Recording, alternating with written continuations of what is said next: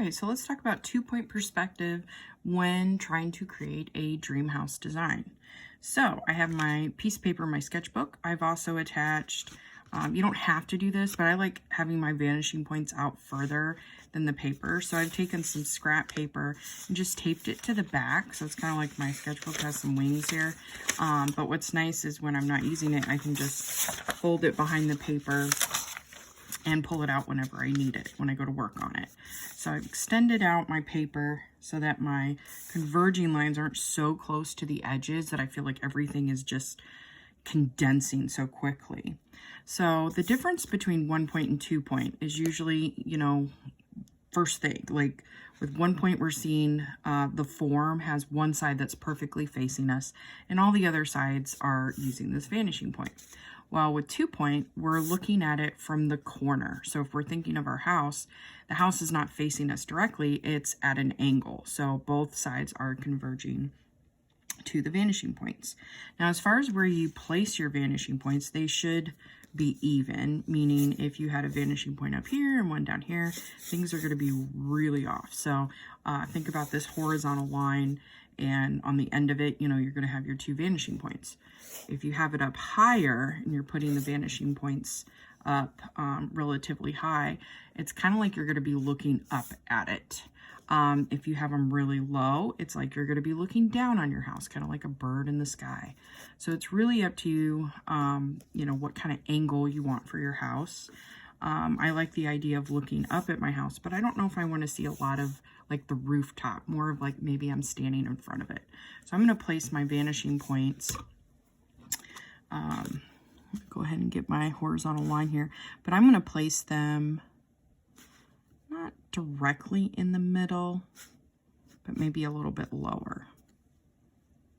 And that way there is some angling, but I'm still kind of standing and looking at the house. All right, so horizontal line, and I'm going to extend that out and put my vanishing points on there.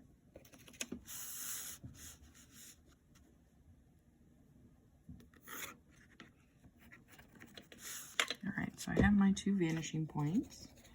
I do have a longer ruler.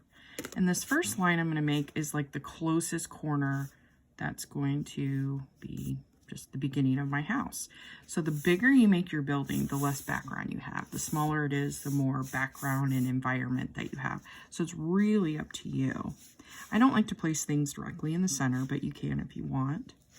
I like to kind of have it a little bit off-centered. And you want to make sure these horizontal lines are actually horizontal, meaning you don't want them slanted, or you're going to get this dream house that looks like it's tilted.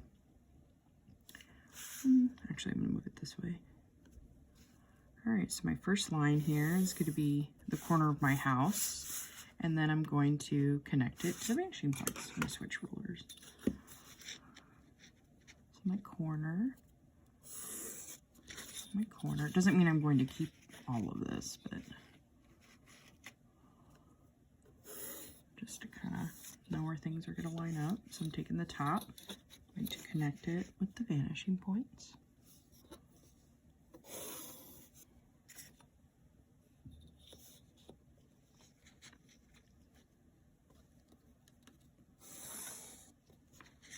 And then I'm going to start kind of showing an end point, and I can keep adding more onto my house. It doesn't have to be just like a block, but this is just going to be maybe like the main part of the building. So I'm going to kind of shorten it up.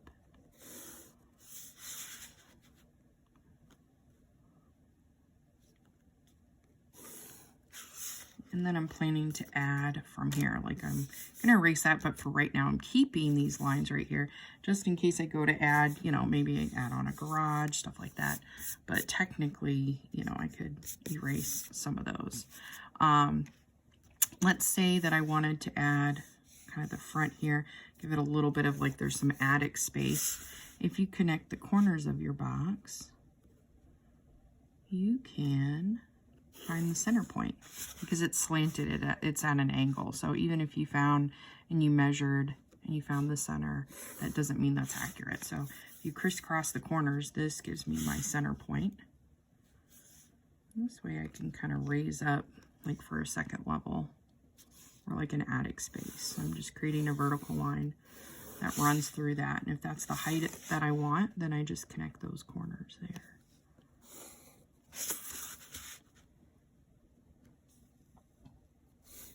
There we go.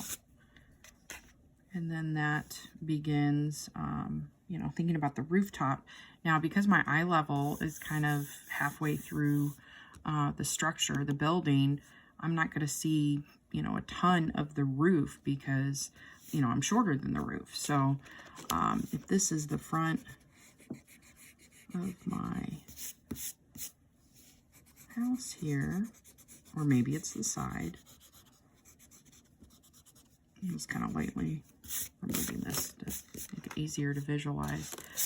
When it comes to adding the roof, since the roof is at an angle, that's definitely something we'll have to come back and talk about how that works with the angle of the roof. But since this is the, you know, top of my roof, a lot of times what you'll do is take that point and you can angle it towards the vanishing point.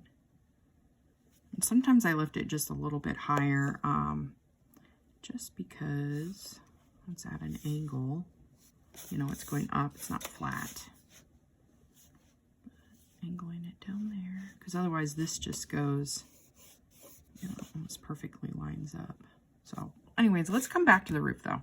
Okay, so I have my structure here. I can even add, maybe there's like a garage or like an awning on the side where you can park your car. So I'm going to go ahead and put a vertical line there for another structure slash building. Maybe I go to add a walkway around it.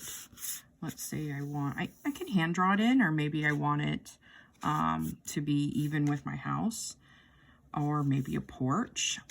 So these are all some details that you guys can add. But the first thing I want to do is really just focus on the overall structure of it. So, all right, let's check in with another video and we'll kind of break these up so you guys can go step by step.